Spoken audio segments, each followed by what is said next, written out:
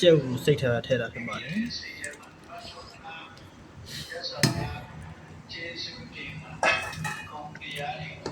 ကဲပါ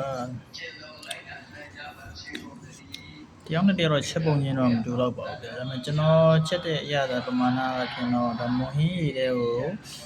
ကျုပ်ထဲမဲ့ချက်သားတော့မထဲတော့ဘူးဗျာချက်သားကကျုပ်တုံးထားတဲ့ငါး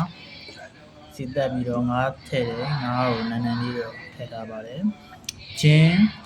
ချက်သွန်ပြီးချက်သွန်နီဂုံထောင်းပြီးတော့စီတက်ပြီးထည့်ပါတယ်ငပြောဥကတော့ကျွန်တော်တို့ဒီမှာဒီနေ့ဝယ်မရခဲ့လို့မထည့်ရပါဘူးခင်ဗျာဒီမှာဒီမှာလည်းငပြောဥကဝယ်လို့ချင်းမပြေလို့ပါမိတွေကတော့ပြည့်ပြည့်လေးပါ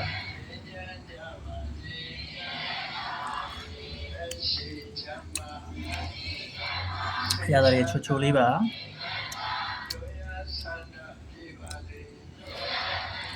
ကဲပါမလေးကဲပါချက်တော့ဦးလေးနူးသွားတဲ့အထိမီးအေးလေးနဲ့ထည့်ထားပါမယ်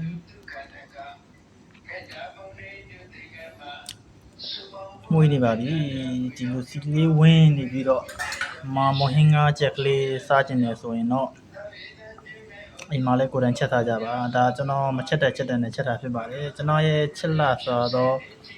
မျိုးသမီးလေးကိုချက်ကျွေးခြင်းဖြစ်ပါတယ်မနေ့ကကျွန်တော်နဲ့ခရီးတစ်ခုလိုက်ကြတာပင်မတဲ့အတွက်သူချက်ကျွေးတယ်ဖြစ်ပါတယ်အားလုံးပဲစီပေါ်လက်လာပါတူတည်ပြီးတော့ချမ်းချကြပါလိမ့်မယ်ကျွန်တော်ကောင်းထက်ဖြစ်ပါတယ်